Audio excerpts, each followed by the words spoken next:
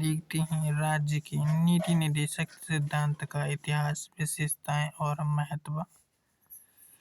यह लेख अलीगढ़ मुस्लिम विश्वविद्यालय की फैकल्टी ऑफ लॉ की ऋचा सिंह द्वारा लिखा गया है। इस लेख में उन्होंने भारतीय संविधान के भाग 4 के तहत दिए गए निर्देश सिद्धांतों के सभी प्रावधानों का उल्लेख किया है और मौलिक अधिकारों, फंडामेंटल राइट्स और डीपीएसपी की तुलना करने की कोशिश की है और देश के एपेक्स कोर्ट द्वारा तय किए गए कुछ महत्वपूर्ण मामलों की मदद से उनके बीच विवाद पर चर्चा की है। देखते हैं इसमें, ये भी नहीं पढ़ेंगे, आगे देखते हैं इसमें। राज्य की नीति निर्देशक सिद्धांत अर्थ। राज्य की नीति निर्देशक सिद्धांतों को आयरिश संविधान से लिया गया है और भारतीय संविधान के 4 में इसकी गणना की गई है। डीपीएसपी के पीछे की अवधारणा कल्याणकारी वेलफेयर राज्य बनाना है। दूसरे शब्दों में डीपीएसपी को शामिल करने के पीछे का उद्देश्य राजनीतिक और लोकतंत्र की स्थापना नहीं करना है, बल्कि राज्य में सामाजिक और आर्थिक लोकतंत्र की स्थापना करना है।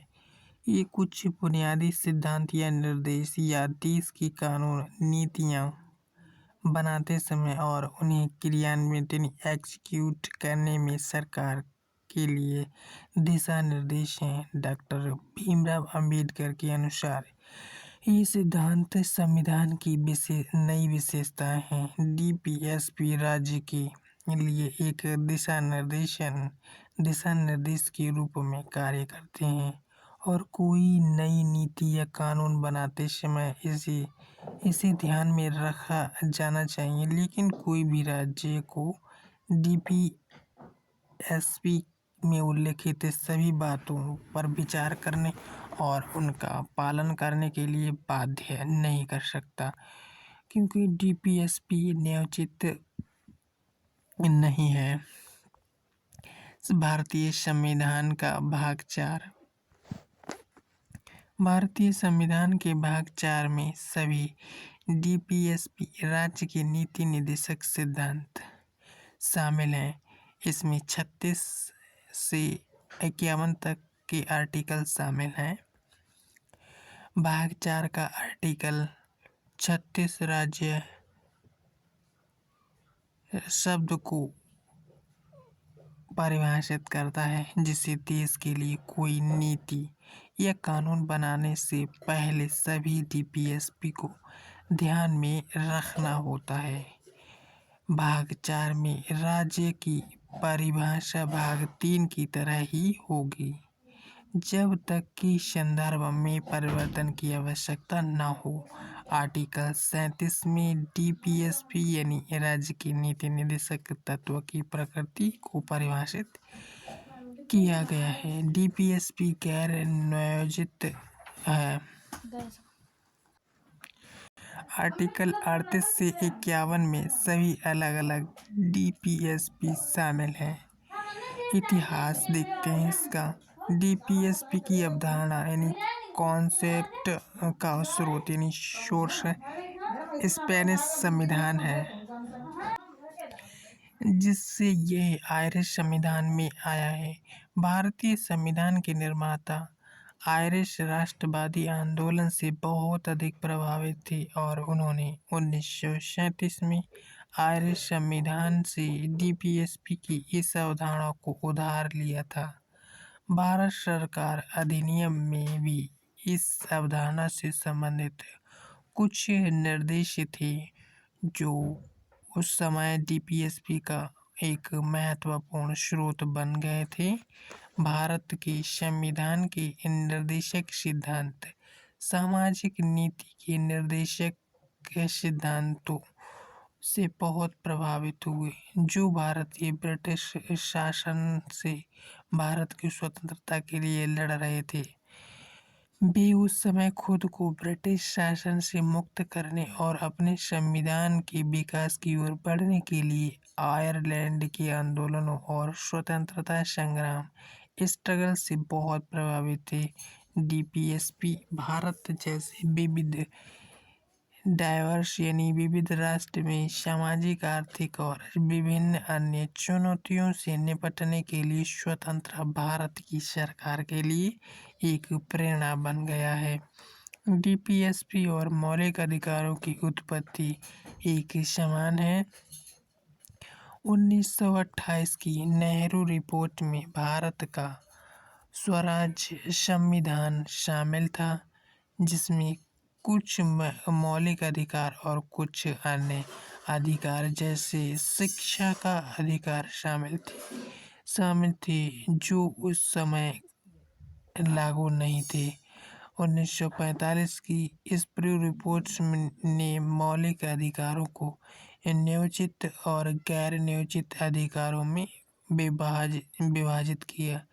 नियोजित अधिकार जो कि कानून की कोर्ट में लागू करने योग्य थे, संविधान के भाग 3 में शामिल थे। दूसरी ओर गैर नियोजित अधिकारों को निर्देशक सिद्धांतों के रूप में सूचीबद्ध यानी लिस्टेड किया गया था, जो कि भारत को एक कल्याणकारी राज्य बनाने की तर्जनी लाइन पर काम करने के लिए राज्य का मार्गदर्शन करने के लिए है। उन्हें भारत के संविधान के भाग 4 में राज्य की नीति निर्देशक सिद्धांतों के रूप में शामिल किया गया था। संविधान सभा को भारत के लिए एक संविधान बनाने का कार्य सौंपा गया था। सभा में निर्वाचित प्रतिनिधि इलेक्टेड रिप्रेजेंटेटिव थे और डॉक्टर राजेंद्र प्रसाद को इसके अध्यक्ष के रूप में चुना गया था। मौलिक अधिकार और डीपीएसपी दोनों को मसौदा समिति यानी ड्राफ्टिंग कमेटी द्वारा तैयार किए गए संविधान के सभी मसौदे फर्स्ट, सेकंड और थर्ड में सूचीबद्ध किया गया था, जिसके अध्यक्ष डॉक्टर भीमराव अंबेडकर थे। स्रोत: भारतीय संविधान का डीपीएसपी आयरिश संविधान से प्रेरित था, जिसने इन विवरणों को स्पेन से लिया था। निर्देश के कुछ उपकरण जो डीपीएसपी का तत्काल स्रोत भी बन गए, भारत सरकार अधिनियम 1935 से लिए गए हैं। एक अन्य स्रोत स्प्रू रिपोर्ट 1945 थी, जिसने हमें मौलिक अधिकार नियोजित और डीपीएसपी गैर नियोजित दोनों दिए थे। प्रस्तावना का प्रतिबिंब रिफ्लेक्शन ऑफ प्रीएम्बल। प्रस्तावना संविधान का एक संक्षिप्त यानी ब्रीफ परिचय है और इसमें वे सभी उद्देश्य शामिल हैं जो भारतीय संविधान को बनाने वालों के दिमाग में थे। कुछ विद्वानों के अनुसार डीपीएसपी भारतीय संविधान की गिरी यानी कर्नल है। राज्य के नीति निर्देशक सिद्धांत डीपीएसपी यानी राज्य के लिए दिशा निर्देश हैं जिस पर इसे नए कानूनों और नीतियों को तैयार करते समय विचार करना चाहिए और यह उन सभी उद्देश्यों को निर्धारित करता है जिन्हें संविधान प्राप्त करना चाहता है। प्रस्तावना में उल्लिखित अभिव्यक्ति एक्सप्रेशन यानी न्याय, सामाजिक, आर्थिक और राजनीतिक अंतिम उद्देश्य है जिसे डीपीएसपी के निर्माण के माध्यम से प्राप्त किया जाना है। डीपीएसपी को इस अंतिम लक्ष्य को प्राप्त करने के लिए सूचीबद्ध किया गया है, जैसा कि प्रस्तावना में उल्लेख किया गया है। न्याय, स्वतंत्रता, समानता और बंधुत्व पैटर्निटी को भारतीय संविधान के 4 स्तंभों यानी पिलर के रूप में भी जाना जाता है। यह कल्याणकारी राज्य के विचार को भी सूचित करता है जो औपनिवेशिक यानी कॉलोनियल शासन के तहत अनुपस्थित था। विशेषता डीपीएसपी कानून की कोर्ट में लागू करने योग्य नहीं है। उन्हें यह देखते हुए गैर न्योचित बना दिया गया था कि राज्य के पास उन सभी को लागू करने के लिए पर्याप्त संसाधन नहीं हो सकते हैं या कुछ बेहतर और प्रगतिशील प्रोग्रेसिव कानूनों के साथ भी आ सकता है। इसमें भी सभी आदर्श शामिल हैं जिनका पालन राज्य को देश के लिए नीतियां और कानून बनाते समय ध्यान में रखना चाहिए। डीपीएसपी भारत सरकार अधिनियम 1935 के तहत भारत की उपनिवेशों के राज्यपालों गवर्नर ऑफ कॉलोनीज को जारी किए गए निर्देशों के संग्रह है यानी कलेक्शन की तरह है। यह एक आधुनिक मॉडर्न यानी लोकतांत्रिक राज्य के लिए एक बहुत व्यापक आर्थिक सामाजिक और राजनीतिक दिशा निर्देश या सिद्धांतों और सुझावों का गठन करता है जिसका उद्देश्य प्रस्तावना में दिए गए न्याय स्वतंत्रता समानता और बंधुत्व के आदर्शों को विकसित करना है। प्रस्तावना में वे सभी उद्देश्य शामिल हैं जिन्हें संविधान के माध्यम से प्राप्त करने की आवश्यकता है।